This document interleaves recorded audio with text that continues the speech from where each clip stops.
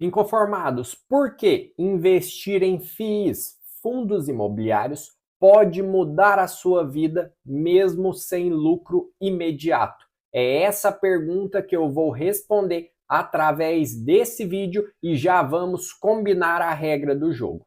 Aqui eu dividi ele em 3 momentos. Primeiramente, você já está vendo esse mapa mental que eu preparei para a gente entender o meu raciocínio. Segundo momento, eu vou para alguns gráficos para você poder entender o que eu estou querendo explicar sobre o momento dos fundos imobiliários. E claro, finalizar mostrando opções de cada um dos segmentos que eu vou falar com vocês e, logicamente, eu vou alocar, aportar o meu dinheiro nessas opções. Lembrando, esse vídeo não é uma recomendação de investimento e, logicamente, você precisa fazer a sua análise e adaptar qualquer estratégia ao seu cenário. Então, direto ao ponto, a gente vai começar nesse mapa mental falando do que a gente pode esperar dos fundos imobiliários para 2026 e como você pode montar uma carteira seguindo essa lógica de raciocínio. Primeiramente, não tem como. A gente tem que falar do cenário econômico. Os juros estão muito elevados e existe uma expectativa de queda para 2026. E como eu vou mostrar no gráfico, na imagem, a gente tem que se antecipar aos movimentos. Não adianta nada você esperar o corte acontecer para começar a investir no produto de fundo imobiliário, porque senão você pode perder a escadinha que eu vou mostrar.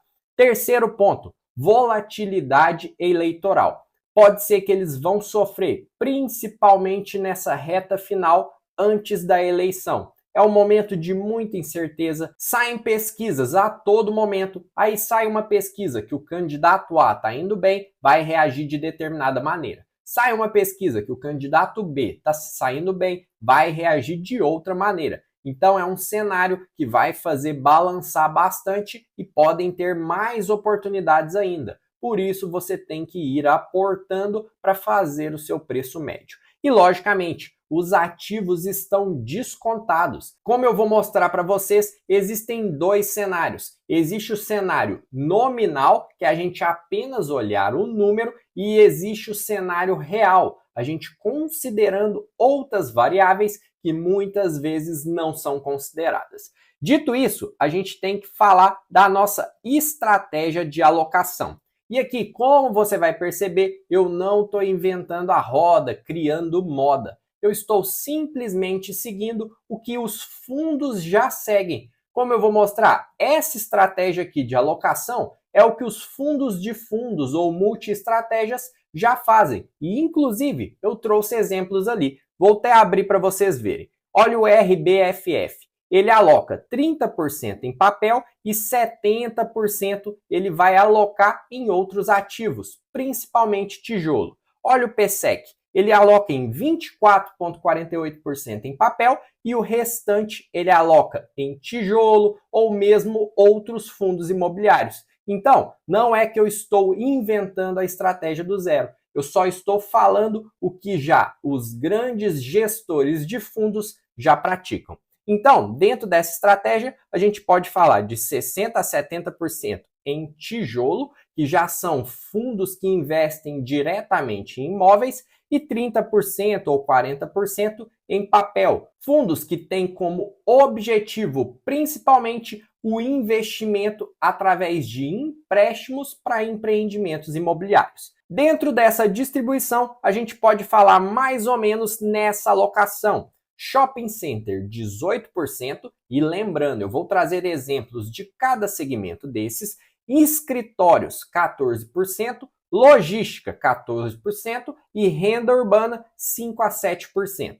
Shopping Center não tem segredo, são fundos que investem em shoppings, ou detém ele na totalidade ou detém ele em partes. Escritórios são lajes corporativas, ou seja, locações principalmente de prédios comerciais. Logística, eu vou dar aqui o exemplo do Mercado Livre. Ele atua nesse segmento da venda de produtos e ele é um intermediário. E ele precisa desses galpões para ser ponto de apoio nas suas entregas. Hoje ele faz entrega no Brasil inteiro. Então ele precisa de galpões para poder dar esse suporte. E você sabia que o Mercado Livre, por exemplo, se ele tiver um vendedor que performa muito bem, subiu nos níveis lá dentro, uma modalidade que ele tem é o vendedor já deixar a mercadoria dele diretamente no galpão logístico, porque dessa forma o Mercado Livre starta automaticamente o processo de entrega para o cliente final, deixando o processo mais ágil e muitas vezes eu mesmo já comprei no Mercado Livre e chegou no dia seguinte a minha compra, mesmo eu não morando tão perto desses galpões logísticos. E finalizando aqui, a gente tem renda urbana. Renda urbana nada mais é do que aqueles imóveis comerciais de Magazine Luiza, Lojas Americanas, Casas Bahia. Você deve ter algum aí perto, Pernambucanas. Eles têm aqueles imóveis bem localizados que muitas vezes podem ser de fundos imobiliários que investem, como eu vou dar o exemplo ali real, e a gente vai inclusive ver quais os inquilinos, qual o prazo do contrato. Dito isso, a gente tem também a parte de papel. Você deve focar em high grade. O que quer dizer essa sigla? Quer dizer empréstimos de qualidade, onde você empresta para alguém que realmente tem um bom score. Vou dar um exemplo. É a mesma coisa de você ter 2 primos na sua família. Existe aquele primo que não paga ninguém, tem um score baixo. A chance de você tomar o calote é grande. Logicamente, você vai cobrar mais juros desse primo, mas pode ser que ele nem te pague. Aí tem aquele outro primo que ganha bem, pede poucos empréstimos, quando pede ele sempre paga em dia. Esse aí é o high grade. Então a gente tem o high yield e o high grade. High yield é quando você toma mais risco.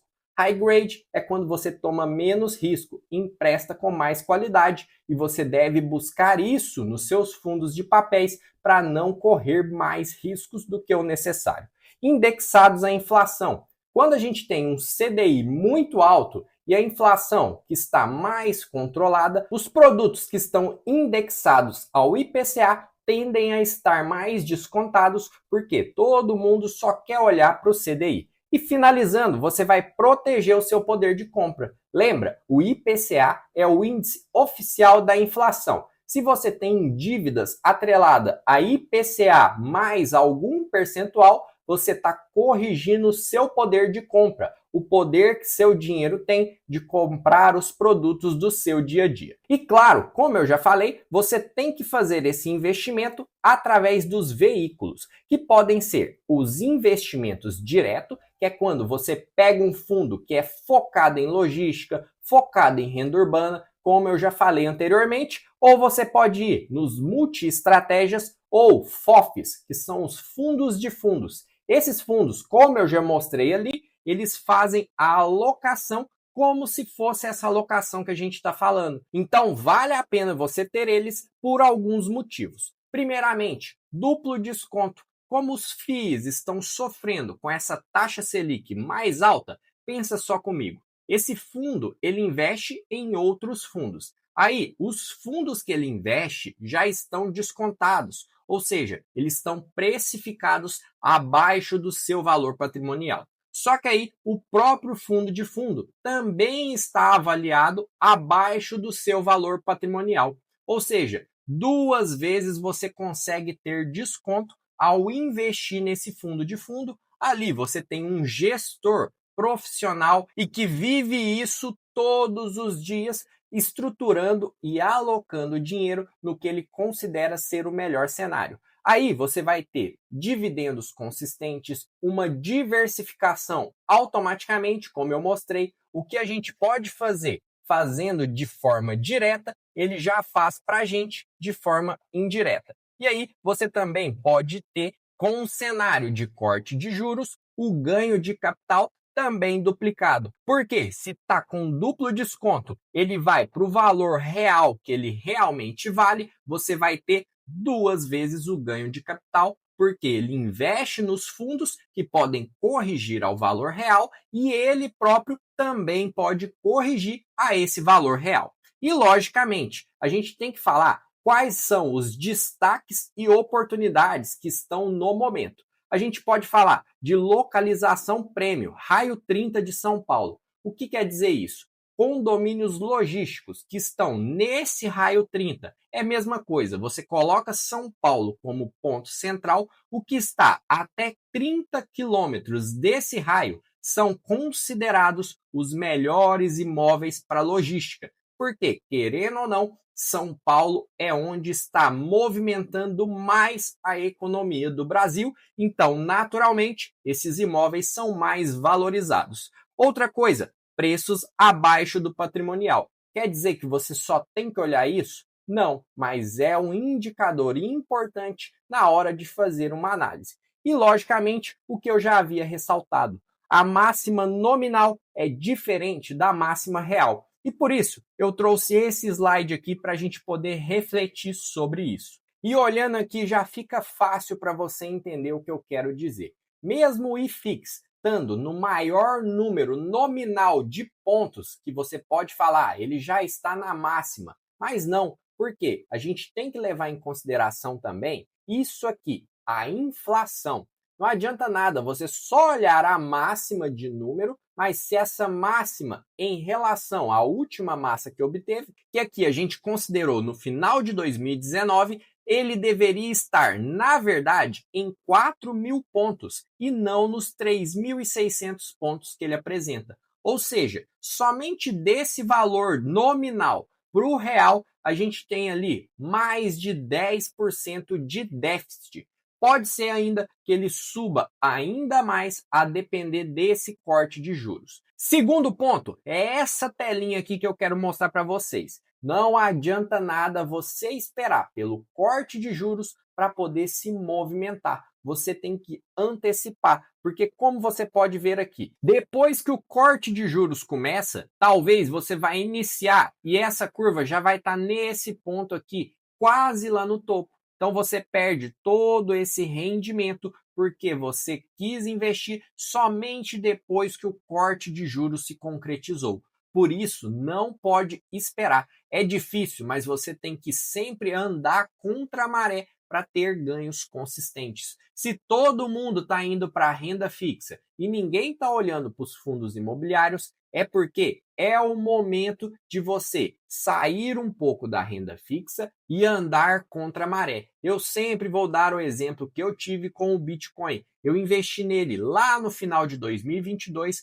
quando o cenário era de caos, ele iria a zero. O que aconteceu? Vendi ele nesse ano e tive uma valorização nesse período de mais de 7 vezes. Ou seja, se eu investi 20, virou 140. E é isso que acontece quando você vai contra a maré, e isso que esse gráfico aqui exemplifica. E logicamente, eu separei aqui um exemplo de cada um dos que eu falei ali para a gente poder analisar juntos. Primeiramente, o VISC11. Esse aqui é um FII voltado para imóveis de shopping. E como você pode ver aqui, eu gosto muito dessa telinha, que ela dá informações muito interessantes. Primeiro, ele te fala se tem vacância e se tem inadimplência. Aqui eu estou usando o Status Invest. E você vai navegando aqui, ó, vai indo nas outras abas, você vai perceber que esse fundo imobiliário, hoje, ele não tem vacância e não tem inadimplência.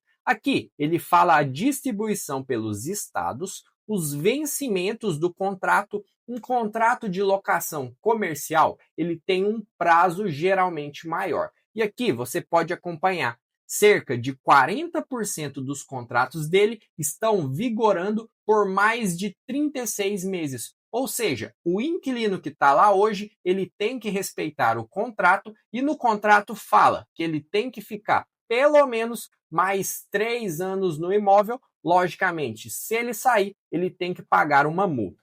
E aqui, o indexador do contrato. Esse contrato de locação, ele reajusta automaticamente. E aqui a gente vê o principal índice de reajuste é o IGPM. Claro, tem também o IGPM-DI, o INPC, o IPCA. Mas o IGPM é um bom índice para reajustar, porque ele tende a ser mais alto do que o índice, por exemplo, do INPC, que é um índice utilizado para reajuste do salário mínimo, e a gente sabe, o salário mínimo acaba reajustando muito pouco.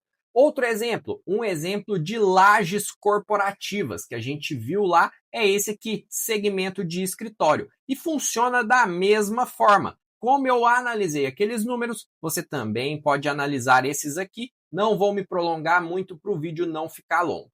Um exemplo de logística, aqui a gente tem o LVBI 11 e a mesma coisa. Aqui ele tem quais os imóveis ele tem locado, ele vai te falando tudo aqui, a área do imóvel, o indexador, que aqui está até mais fácil, praticamente meio a meio, entre IPCA e GPM, os contratos de acordo com os prazos. Aqui, o RVBA, esse aqui já é do segmento de renda urbana. E como você pode ver, inclusive, você consegue saber quem é o inquilino. Esse imóvel, por exemplo, é da Renner na Oscar Freire. Aí você tem aqui um imóvel da Pernambucanas e assim por diante. Aqui você também consegue analisar as informações e olha que legal, 85% tá por mais de 36 meses, ou seja, te dá uma solidez de que os contratos são por longo prazo. Aqui, o CPTS, esse já é do segmento de papel, ou seja, principalmente ele vai emprestar dinheiro e aqui ele te fala para quem que ele está emprestando dinheiro, para o segmento de shoppings, para o segmento misto, fundos de desenvolvimento, lajes corporativas. Você consegue ver para onde está indo esse dinheiro.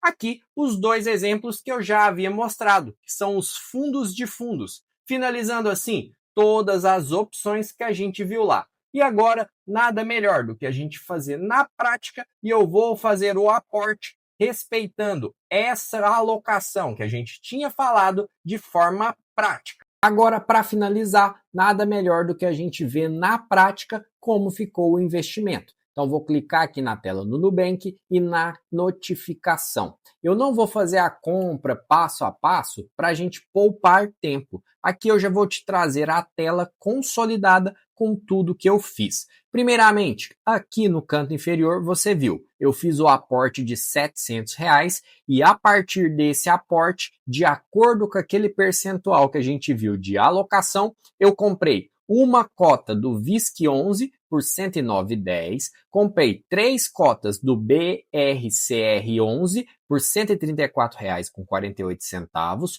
comprei uma cota do LVBI 11 por R$110,73, comprei 5 cotas do RBVA 11 por R$50,77, 2 cotas do PSSC 11 por R$127,70 e finalizando na última compra de 3 cotas do RBFF 11 por R$156,24, totalizando assim o aporte de acordo com a alocação que a gente viu no vídeo. E ainda sobrou aqui no saldo da conta R$14,63 que eu vou aportar no Tesouro. Eu estou sempre aportando aqui no Tesouro IPCA 2050. Então basta clicar aqui no Tesouro, aplicar e esse troquinho ali eu vou colocar aqui também. Cliquei em aplicar. Como você pode ver, cada cota custa R$8,62, então vou comprar mais uma cota aqui, porque não vai dar para comprar mais que uma. Coloquei, digitei a senha e assim a gente finaliza o investimento em fundos imobiliários e de quebra o troco veio aqui para o Tesouro IPCA mais 2050.